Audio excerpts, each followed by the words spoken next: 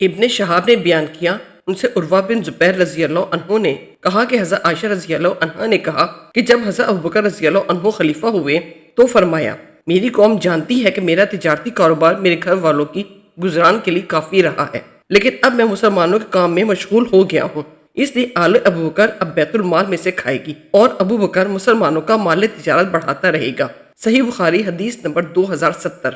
ابن الاسود نے بیان کیا، ان سے عروہ نے کہ حضرت عائشہ رضی اللہ عنہ نے فرمایا، رسول اللہ صلی اللہ علیہ وسلم کے صحابہ رضی اللہ عنہم اپنے کام اپنے ہی ہاتھوں سے کیا کرتے تھے اور زیادہ محنت و مشقت کی وجہ سے ان کے جسم سے پسینے کی بو آ جاتی تھی، اس لیے ان سے کہا گیا اگر تم غسل کر لیا کرو تو بہتر ہوگا۔ اس کی روایت حمام نے اپنے والد سے اور انہوں نے اپنے باپ سے اور انہوں نے عائشہ رضی اللہ عنہا سے کی ہے۔ صحیح بخاری حدیث نمبر 2071۔ لیث بن سعد نے بیان کیا، ان سے عقیل نے، ان سے ابن شہاب نے، ان سے عبد الرحمن بن عوف رضی اللہ عنہ نے کہ غلام ابو عبید نے، انہوں نے ابو ہریرہ رضی اللہ عنہ کو یہ کہتے سنا کہ رسول اللہ صلی اللہ علیہ وسلم نے فرمایا، وہ شخص جو لکڑیوں کا گٹھا اپنی پیٹھ پر لاد کر لائے اس سے بہتر ہے جو کسی کے سامنے ہاتھ پھیلائے، چاہے وہ اسے کچھ دے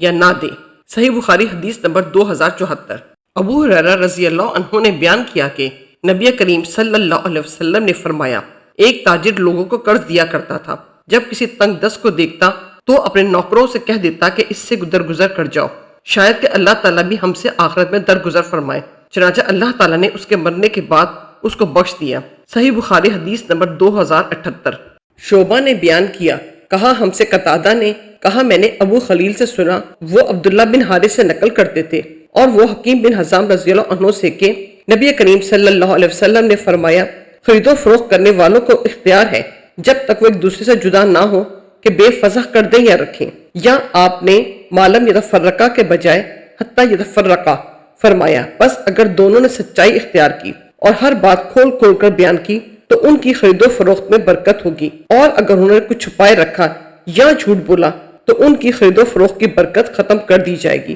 صحیح بخاری حدیث نمبر 2082۔ حضرت عائشہ رضی اللہ عنہا نے بیان کیا کہ جب سورہ بقرہ کی آخری آیتیں نازل ہوئیں تو نبی کریم صلی اللہ علیہ وسلم نے انہیں صحابہ رضی اللہ عنہم کو مسجد میں پڑھ کر سنایا، اس کے بعد ان پر شراب کی تجارت کو حرام کر دیا۔ صحیح بخاری حدیث نمبر 2084۔ ابو رجاء بصری نے بیان کیا، ان سے سمارہ بن جندب رضی اللہ عنہ نے کہ نبی کریم صلی اللہ علیہ وسلم نے فرمایا، رات خواب میں نے 2 آدمی دیکھے، وہ دونوں میرے پاس آئے اور مجھے بیت المقدس میں لے گئے، پھر ہم سب وہاں سے چلے یہاں تک کہ ہم ایک خون کی نہر پر آئے، وہاں نہر کے کنارے ایک شخص کھڑا ہوا تھا اور نہر کے بیچ میں بھی ایک شخص کھڑا تھا، نہر کے کنارے پر کھڑے ہونے والے کے سامنے پتھر پڑے ہوئے تھے، بیچ نہر والا آدمی آتا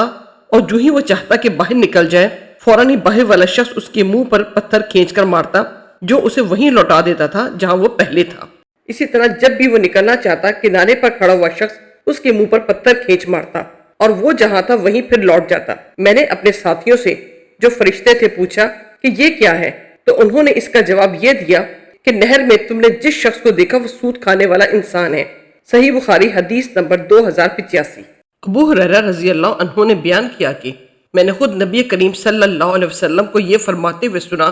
کہ سامان بیچتے وقت دکاندار کے قسم کھانے سے سامان تو جلدی بک جاتا ہے، لیکن وہ قسم برکت کو مٹا دینے والی ہوتی ہے۔ صحیح بخاری حدیث نمبر 2087۔